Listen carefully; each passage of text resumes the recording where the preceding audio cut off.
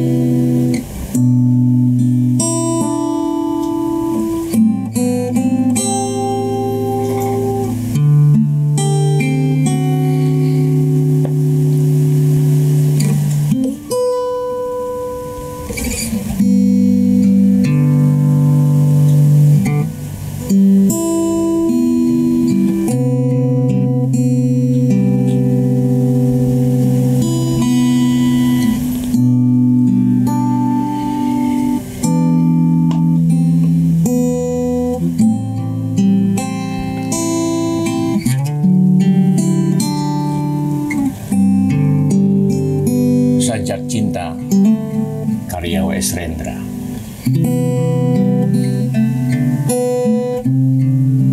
Setiap ruang yang tertutup akan retak karena mengandung waktu yang selalu mengimbangi, dan akhirnya akan meledak bila tenaga waktu terus terhadang.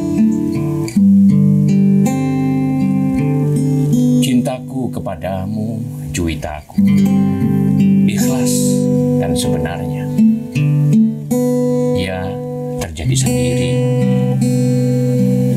Aku tak tahu kenapa. Aku sekadar menyadari bahwa ternyata ia ada. Cintaku kepadamu, Juwitaku, kemudian meruang dan mewaktu dalam hidupku yang sekadar insan. Ruang cinta aku berdayakan, tapi waktu lepas dari jangkauan. Sekarang aku menyadari usia cinta lebih panjang dari usia percintaan. Hasanah budaya percintaan, pacaran, perpisahan, perkawinan tak bisa merumuskan tenaga waktu dari cinta. Dan kini syairku ini, apakah mungkin merumuskan cintaku kepadamu?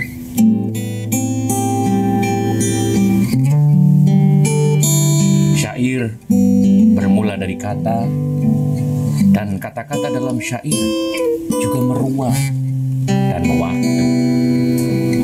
Lepas dari kamus, lepas dari sejarah, lepas dari daya korupsi manusia. Demikianlah maka syairku ini berani mewakili cintaku kepadamu. Juwitaku, puas menciumi kamu. Kamu bagaikan buku yang tak pernah tamat aku baca. Kamu adalah lumut di dalam tempurung kepala. Kamu tidak sempurna, gampang sakit perut, gampang sakit kepala, dan temperamenmu sering tinggi.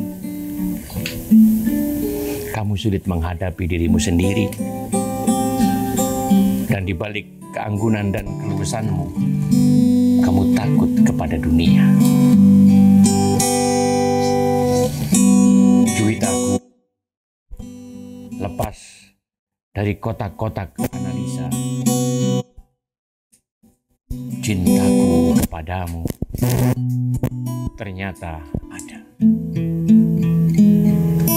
Kamu tidak molek, tapi cantik dan Juwita. Jelas tidak imakulata, tapi menjadi mitos di dalam kalbuku.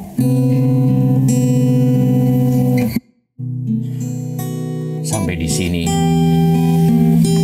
aku akhiri renungan cintaku kepadamu. Kalau dituruti, tak akan ada akhirnya.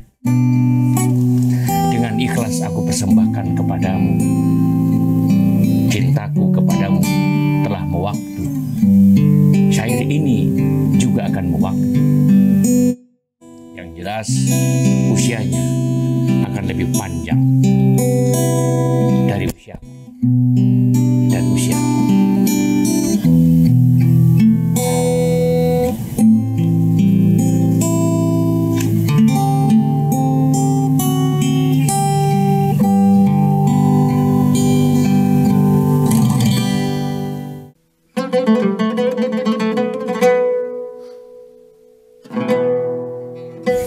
Bismillahirrahmanirrahim. Tadi sajak cinta dari Rendra luar biasa. Itu ditulis ketika Rendra masih berusia 57 tahun. Di dalamnya ada diksi tentang menjadi mitos di dalam kalbuku. Dimulai dengan ungkapan jelas tidak imakulata, tetapi menjadi mitos di dalam kalbuku. Cinta ini memang menjadi salah satu mitos dalam kehidupan manusia. Makanya kali ini kita renungkan tentang mitologi cinta. Mitologi ini sebenarnya satu disiplin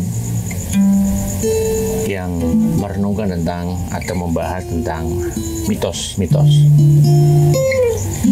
Mitos itu biasanya dipahami sebagai hal-hal yang berkaitan dengan cerita-cerita tradisional seperti tutur tinular begitu ya, berkaitan dengan legenda atau folklore, cerita-cerita rakyat yang kaitannya atau upayanya untuk menjelaskan realitas, menjelaskan alam.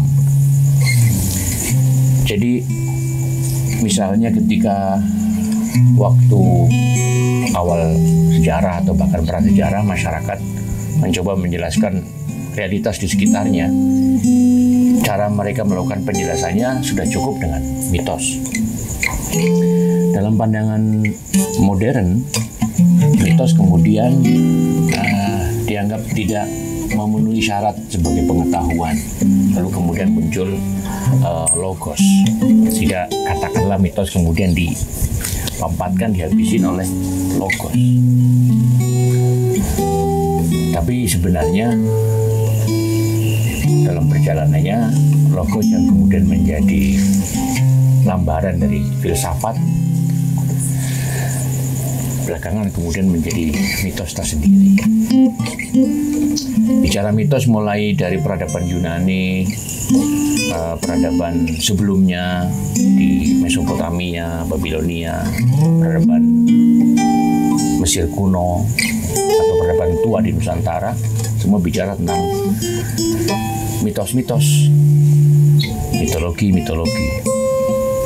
Mulai Protemus yang relasi manusia dengan Tuhan, ada mitosnya Ikarus tentang pencarian kesejatian, ada mitos Narsisus, tokoh yang digambarkan tentang diri dan bayangannya yang belakangan menjadi ungkapan narsis. Ada mitos Oedipus tentang optik relasi ibu dan anak atau laki-laki dan perempuan. Atau ada mitos Raja Midas, mitos Sisyphus dengan hukumannya. Ada banyak mitos. Kita juga mengenal mitologi Roro Jonggrang dengan Bondowoso, mitologinya Sangkuriang, mitologinya Malin Kundang.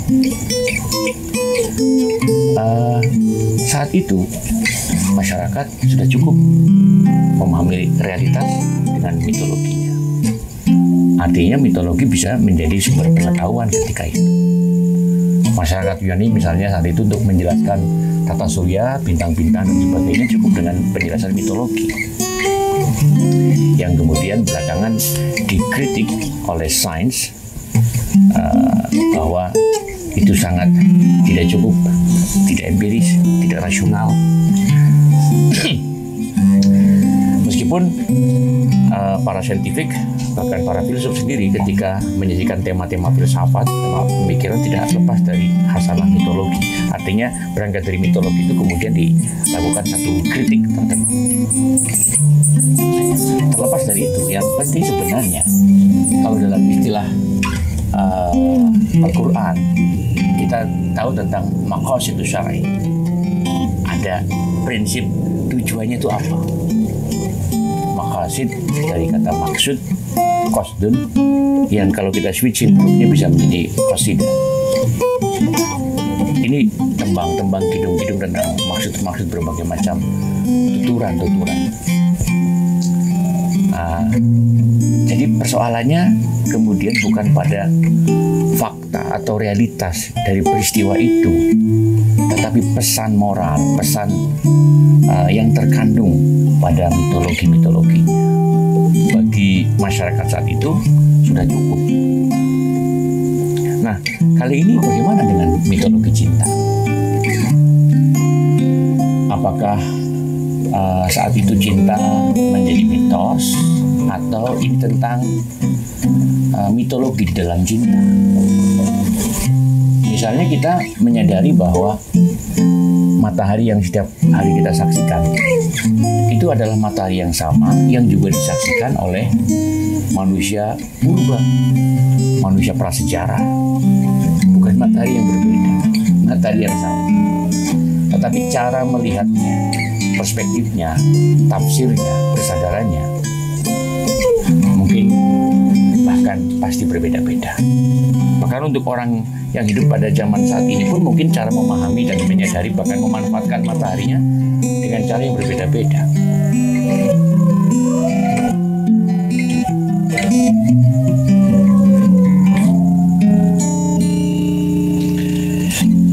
Melihat mataharinya sama, cara memahaminya, cara menyadarinya berbeda-beda. Cara memanfaatkannya juga berbeda-beda. Bagi kita cara memanfaatkan matahari misalnya baru sebatas untuk menjemur pakaian, menjemur gabah. Tapi kita sudah tahu peradaban lain bisa memanfaatkan matahari sebagai tenaga surya misalnya, sebagai navigasi dan seterusnya. Bagaimana dengan cinta? Apakah jangan-jangan cinta itu sendiri sebagai mitos? Seperti sesuatu yang semu yang tidak bisa digenggam, dicerap. Seperti kita menyadari bahwa cinta itu adalah impian atau harapan dari setiap manusia.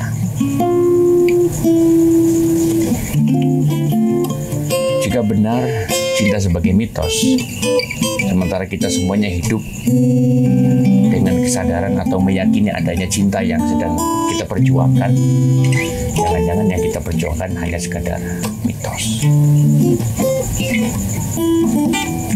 Orang sering bilang cinta itu nggak rasional.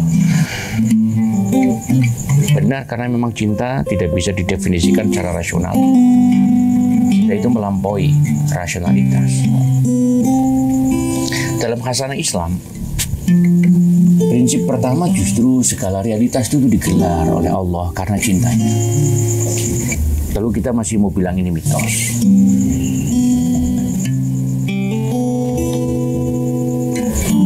Allah menghadirkan seluruh semesta, justru cintanya begitu melimpah yang tak terbatas. Sehingga seluruh kehidupan ini adalah pengetahuan manifestasi dari seluruh cintanya. Makanya kita nggak bisa lepas dari cinta. Bagaimana kita membahasakannya? Kalau saya pinjam istilahnya Rendra ini, bagaimana aku merumuskannya? Dan kini syairku ini, apakah mungkin merumuskan cintaku kepadamu? Memang nggak ada yang bisa merumuskan cinta. Cinta itu nggak bisa dirumuskan hanya sekedar dengan rumus-rumus matematika. Atau tidak bisa dilaboratoriumkan dengan persenyawaan kimia. Cinta juga bukan semata peristiwa fisika dan juga bukan semata peristiwa sosial.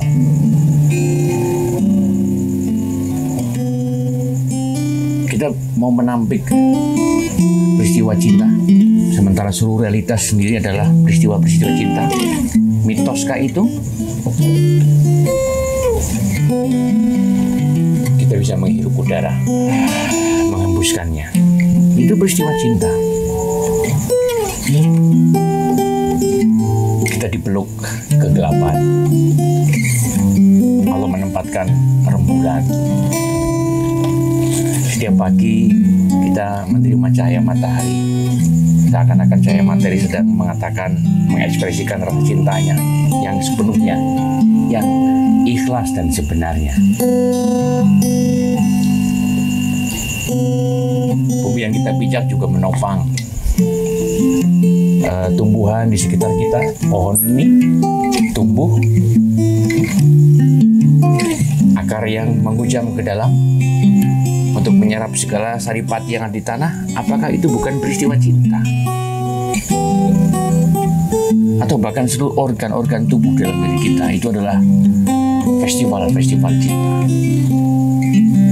Rangkaian-rangkaian kehidupan ini adalah bukti nyata cinta itu ada. Cintanya. Dan tak perlu dengan kata-kata.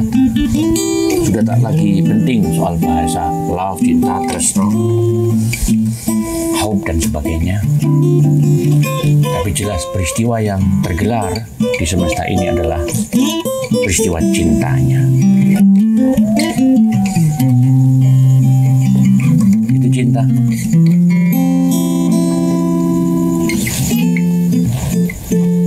Tentu saja dalam cinta sebagai mitologi, seperti yang tadi mitos-mitos yang disebutkan. Peristiwa perih, pedih, terluka, tidak nyaman, kecewa, akan terus menghampiri.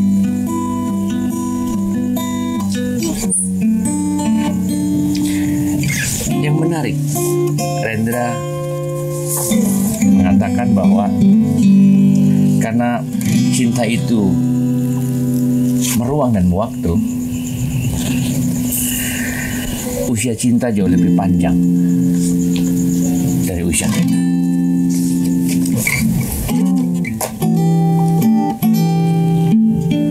Jangankan cinta, untuk matahari saja, sebelum kita lahir matahari sudah ada. Bahkan ketika kita mungkin sudah meninggalkan bumi ini, matahari tetap ada. Itu juga cinta.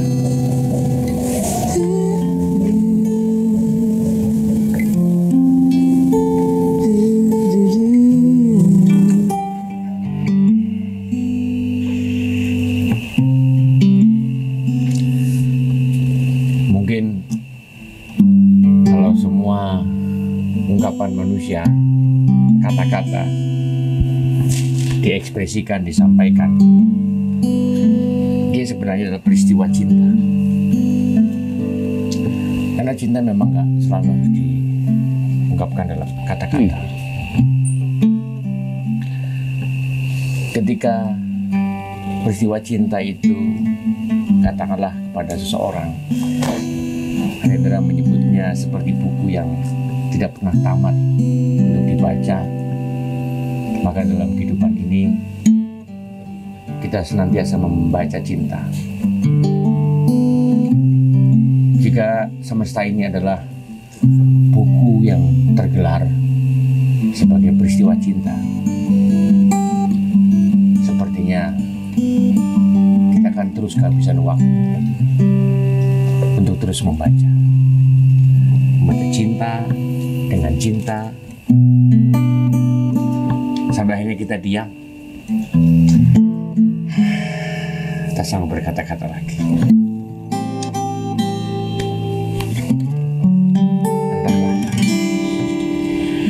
Cintaku adalah cinta yang tercipta dari cinta, cinta segala cinta. Cintaku dan hidupku adalah cintamu, dan aku tercipta